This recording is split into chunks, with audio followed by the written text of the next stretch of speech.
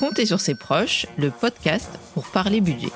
Moi, c'est Nina. Et moi, c'est Claire. Nous sommes toutes les deux conseillères en économie sociale familiale à l'atelier budgétaire. Dis, Nina, faudrait peut-être qu'on explique rapidement notre métier, non ? Oui, bien sûr.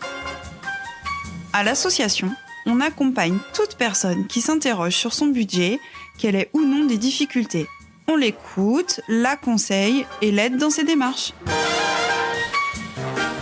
Et ce podcast est là pour vous permettre d'aborder plus facilement les impacts financiers quand vos proches vieillissent ou perdent de l'autonomie. Voici une première série de 5 épisodes avec des situations concrètes, des paroles d'experts et des astuces. Et pour la bonne humeur, comptez sur nous. Épisode 2, comment détecter une consommation inhabituelle.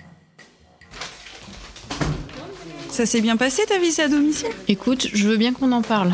Allez, j'ai une demi-heure avant mon prochain rendez-vous. Je te propose un petit thé pour discuter. Raconte-moi.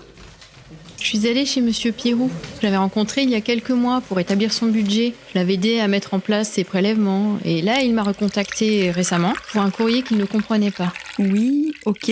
Et c'était quoi comme courrier ? En fait, lui pensait qu'il avait demandé une carte de fidélité au magasin où il a acheté son canapé. Mais en réalité, il s'agit d'une carte de fidélité affiliée à un crédit renouvelable. Ah. Et oui, comme tu dis. Donc on a fait le point sur les autres courriers reçus. D'ailleurs, toutes les enveloppes étaient posées sur la table, encore fermées, alors qu'avant, il ouvrait, il triait tous ses courriers. D'habitude, il n'a jamais de relance. Et là, il avait un rappel pour payer sa régularisation d'électricité suite à un rejet de prélèvement. Là, ça m'a mis la puce à l'oreille et je lui ai proposé de refaire un point sur ses comptes. Tu as eu le bon réflexe de lui proposer un rendez-vous pour faire un point budgétaire. Tu verras s'il a toujours les mêmes charges. Moi, d'expérience, je te conseille d'être vigilante sur les assurances, la mutuelle, l'énergie. Tu sais, il y a pas mal de démarchage et c'est parfois difficile de dire non, surtout pour les personnes vulnérables. C'est vrai, et c'est important d'être attentif à des signaux comme le cumul des paiements en 4 fois sans frais, qui reste un crédit, rappelons-le. Oui, ou comme des achats inappropriés. Ça me fait penser à un monsieur qui avait acheté sur Internet, paiement en plusieurs fois, un banc de musculation alors qu'il avait des problèmes de santé type arthrose. Ou bien, tu te souviens, Madame Germont qui avait 3 smartphones ? Ah oui, 3 quand même.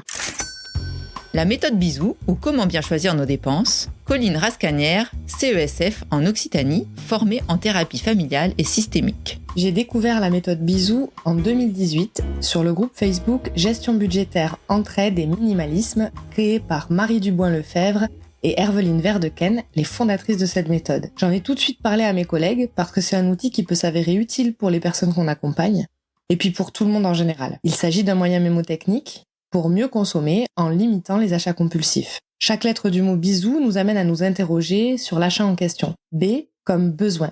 À quel besoin cet achat répond-il chez moi ?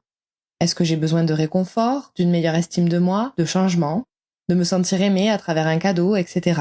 L'idée est de questionner l'aspect psychologique de l'achat et son propre rapport à la consommation. I comme immédiat. Est-ce que j'en ai besoin immédiatement ? Est-ce que je peux reporter cet achat ? S comme semblable. N'aurais-je pas un objet semblable qui pourrait faire l'affaire en ma possession ? O comme origine. Quelle est l'origine de ce produit ? Comment, par qui et où ce produit a-t-il été fabriqué ? Est-ce qu'il a été créé dans des conditions qui me conviennent ? Et enfin, U comme utile. Cet objet m'est-il vraiment utile ? Comment je faisais pour m'en passer jusqu'à maintenant ? À travers ces 5 points, les fondatrices de la méthode ont essayé de toucher les 5 profils de consommateurs qu'elles ont définis et détaillés dans leur livre « J'arrête de surconsommer ». Si vous voulez en savoir plus, je vous invite à consulter leur groupe Facebook et à lire leur livre. De mon côté, j'en ai parlé à mes amis, à ma famille, et je m'en sers régulièrement avec les personnes que j'accompagne. Parfois, les changements de mode de consommation sont aussi synonymes de ne plus aller chez le coiffeur, au cinéma, des petits plaisirs qu'on ne peut plus s'autoriser, car d'autres achats ont fragilisé le budget, voire ont créé des impayés. Aussi, certaines personnes décident d'utiliser leur épargne pour résorber leurs découvertes ou payer leurs dettes. Bref, la surveillance est de mise. Bon, tu te sens prête pour ta prochaine visite à domicile chez Monsieur Pierrot ?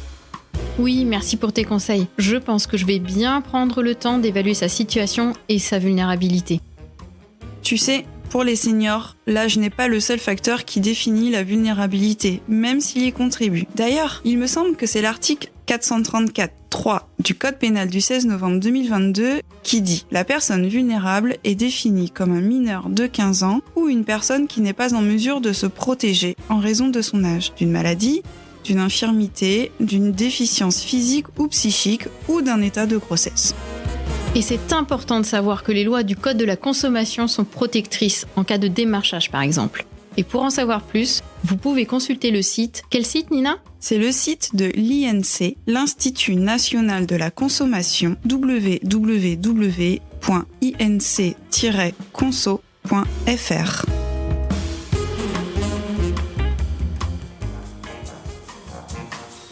Merci d'avoir écouté cet épisode de Compter sur ses proches, le podcast pour parler budget. Nous espérons qu'il vous a été utile et instructif. Nous tenons à remercier nos partenaires qui rendent ce podcast possible. Leur soutien est précieux.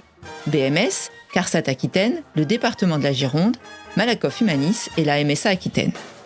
Sans oublier l'association Bonjour les Hirondelles pour la réalisation. Si vous avez apprécié cette écoute, n'hésitez pas à la partager avec vos proches et avec ceux qui en auraient besoin. Toutes les ressources de l'épisode sont disponibles dans le descriptif. Compter sur ses proches s'écoute sur toutes les plateformes.